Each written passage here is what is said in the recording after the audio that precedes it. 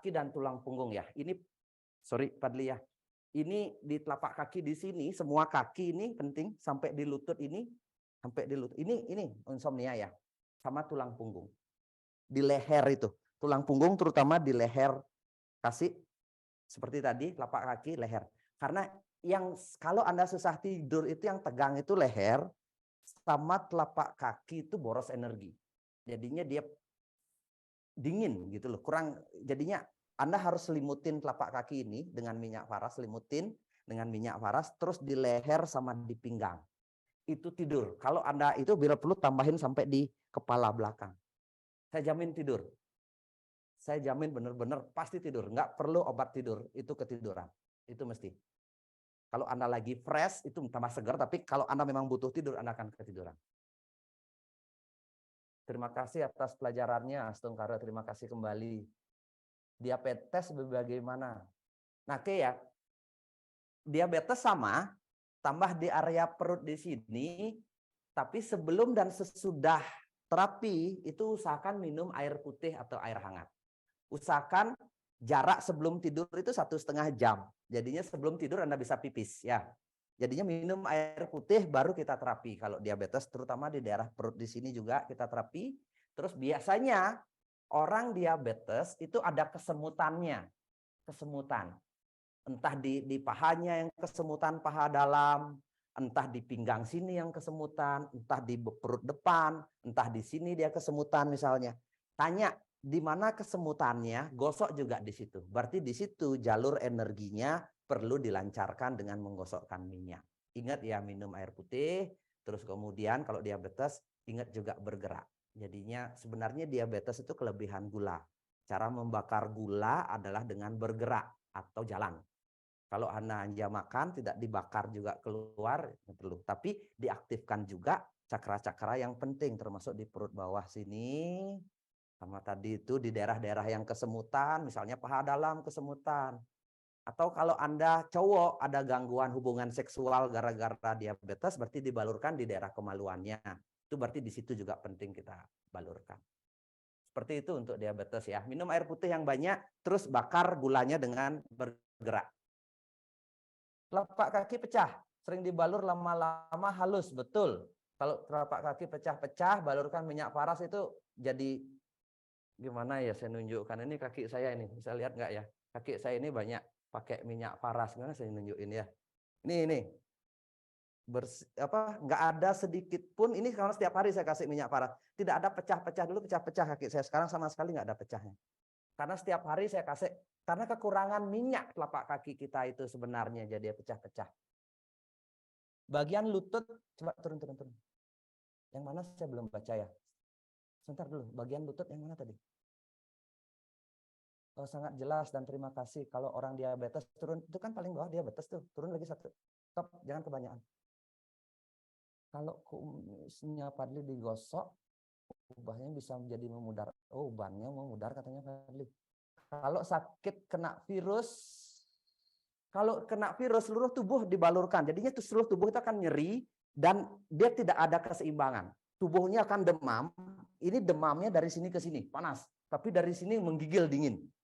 Itu akan tidak ada keseimbangan energi. Kalau orang terserang virus atau apapun bentuknya, ini dari sini ke sini dia akan kedinginan atau dingin sekali. Dia butuh digosokkan minyak paras. Di sini tubuhnya panas. Jadinya digosokkan pelan-pelan supaya aliran energinya lancar. Semua gosokkan dari telapak kaki, tulang punggung, minum air hangat. Terus makan, kalau makan bubur itu rutin dilakukan setiap 1 jam atau 2 jam.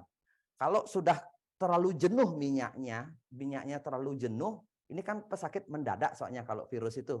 Jenuh, dia mendadak, jenuh, mandi air hangat, bersihkan pakai waslap lagi, bersihkan bekas minyaknya, nanti gosokkan lagi. Biasanya 1 hari 2 hari demamnya langsung turun. Jadinya Anda tidak perlu obat-obatan. Kecuali demamnya sangat tinggi sekali, 39 lebih gitu, bisa step anak-anak ya kasih penurun panas. Tapi kalau masih 38 itu nggak usah penurun. Karena tubuh itu memang butuh suhu hangat untuk membunuh virus. Jadinya cukup digosokkan. Seperti itu. Ya, untuk virus. Kelenjar getah bening, pita suara solusinya. Afirmasi ya, gosokkan di daerah leher sini aja, getah bening. Tapi mudah, saya nggak tahu karena belum pernah yang orang kehilangan suara, saya belum pernah terapi. Jadinya ini digosokkan. Terus kemudian si yang sulit ngomong itu selalu membayangkan ketika digosokkan ini. Afirmasi itu penting sekali membangun kecerdasan ya.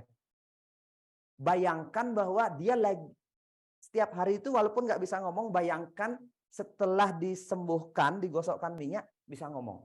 Kecuali pita suaranya memang benar-benar sudah putus dan kepotong, nggak bisa ngomong, itu nggak bisa lagi muncul. Tapi kalau masih ada peluang dia bisa ngomong, suaranya ngomong serak sedikit, itu harusnya kembali, harusnya bisa.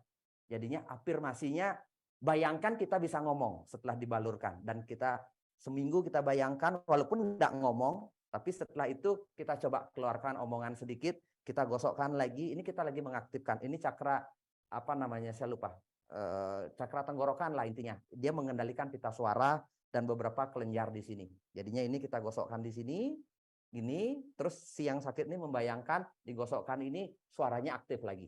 Digosokkan, itu kan bentuk afirmasi namanya. Diaktifkan, ya mudah-mudahan seminggu 2 minggu ada perubahan walaupun nggak benar-benar keluar suaranya. Nah, ya saya lihat ya. Sentuhan untuk diri sendiri dong Pak. Saya harus buka baju enggak kan? Sentuhan untuk diri sendiri itu saya biasanya melakukannya itu semua titik tubuh saya. Saya pakai minyak itu saya gosokkan di daerah sini. Saya suruhkan sini, sini, sini, sama di daerah pinggang sini. Pinggang. Saya biasanya melakukan sebelum tidur, tapi saya tidak setiap hari saya lakukan. Karena saya, kadang-kadang ya minta digosokkan. Tapi saya kalau gosok sendiri itu di pinggang. Begini caranya gosokkan. Saya masa harus buka baju enggak kan? Ini digosokkan begini. Terus di telapak kaki saya naikkan kakinya, biasanya di tempat tidur biasa saya gosokkan begini saja. Di kakinya saya kan kelihatan. Fadli atau dirimu pergi dah, Fadli udah selesai kayaknya dengan aduh, ini enak. Atau Fadli sebelumnya yuk duduk. Kasih ngomong sebentar. Bisa ngomong enggak? Saya ntar ya. Tiap minggu atau setiap bulan saya kasih terapi, gimana sih rasanya Fadli? Saya belum pernah tanya lagi. Duduk kaki mau ada. Oke. Oke, sebenarnya saya jarang sih dibalurkan Pak ya. Ya. Setiap dibalurkan saya merasa enak badannya Pak. Ya. Jadi saran saya untuk para yang punya pasangan, kalau bisa disarankan setiap malam tolong dibalurkan. Ya, gimana rasanya Fadli Kalau untuk setelah dibalurin sama Pak Putu, tidur saya kayaknya bisa jadi nyenyak Pak. Biasanya selalu begitu. Begitu Pak. Biasanya juga ini Fadli, biasanya dia juga ketiduran pada saat saya terapi. Biasanya dia juga ketiduran dan tangan saya terasa nggak agak hangat Fadli kalau ini? Oh hangat Pak, karena sudah dibalurin ya telapak tangan. Oke, terima kasih Fadli. Terima kasih sudah jadi pasien saya setiap bulan, 2 bulan sekali. Kasih. Nah, saya